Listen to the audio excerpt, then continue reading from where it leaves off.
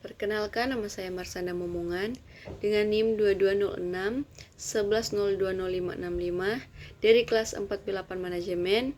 Pada saat ini saya akan menjelaskan untuk memenuhi tugas Sistem Pengendalian Manajemen dari dosen pengampu Dr. Magdalena Wulur, SEMM.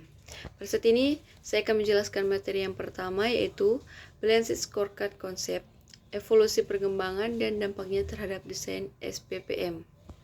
Kita masuk dalam konsep pertama, yaitu konsep dan evolusi perkembangan Balanced Scorecard. Balanced Scorecard terdiri atas dua kata, yaitu kartu skor, scorecard, dan dua berimbang balanced.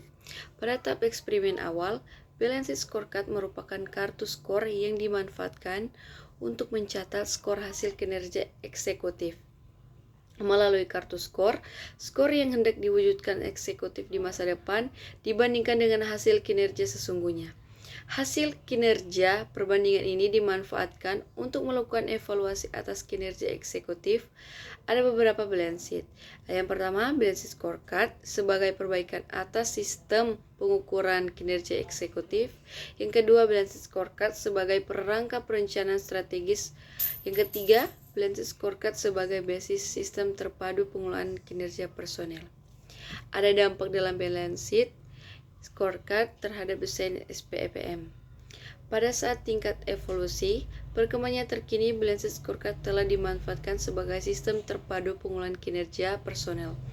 Balanced Scorecard berdampak terhadap desain SPPM pada dua aspek, yaitu proses SPPM dengan meningkatkan secara signifikan kualitas perencanaan. Dua, struktur SPPM dengan meningkatkan kualitas pengelolaan kinerja personel. Ada beberapa Balanced Scorecard sebagai berikut. Balanced Scorecard meningkatkan kualitas perencanaan secara signifikan. Balanced Scorecard meningkatkan kualitas pengelolaan kinerja personel. Kita masuk dalam materi yang kedua, yaitu sistem penghargaan berbasis kinerja. Apa itu struktur SPPM? Struktur SPPM adalah sistem penghargaan atau reward system sebagai komponen struktur SPPM. Struktur organisasi berfungsi sebagai wadah yang menampung modal manusia untuk bekerja sama secara sinergis, memanfaatkan sumber daya dalam mencapai visi dan tujuan organisasi.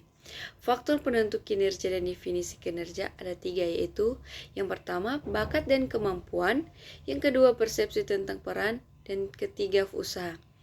Fungsi penghargaan dalam memotivasi personel dalam menghasilkan kinerja ada dua, yaitu meningkatkan usaha personel dalam menghasilkan kinerja melalui peningkatan kepastian bahwa kinerja personel akan diberikan penghargaan.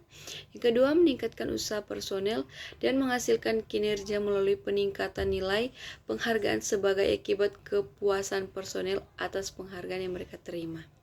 Kita masuk dalam materi yang ketiga, yaitu efisiensi produktivitas dan cost effectiveness.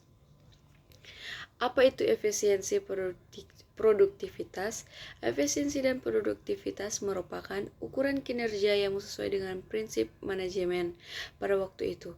Suatu perusahaan dipandang sukses jika mampu mengonsumsi masukan secara efisien atau menghasilkan keluaran secara produktif.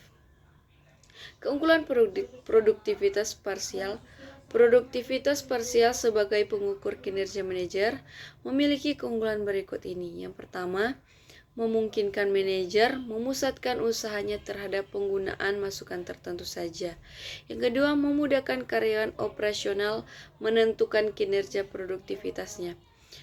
Karyawan operasional hanya dapat mengendalikan masukan tertentu, sehingga ukuran produktivitas parsial yang memberikan umpan balik mengenai hubungan antara keluaran dan masukan tertentu mudah mereka pahami.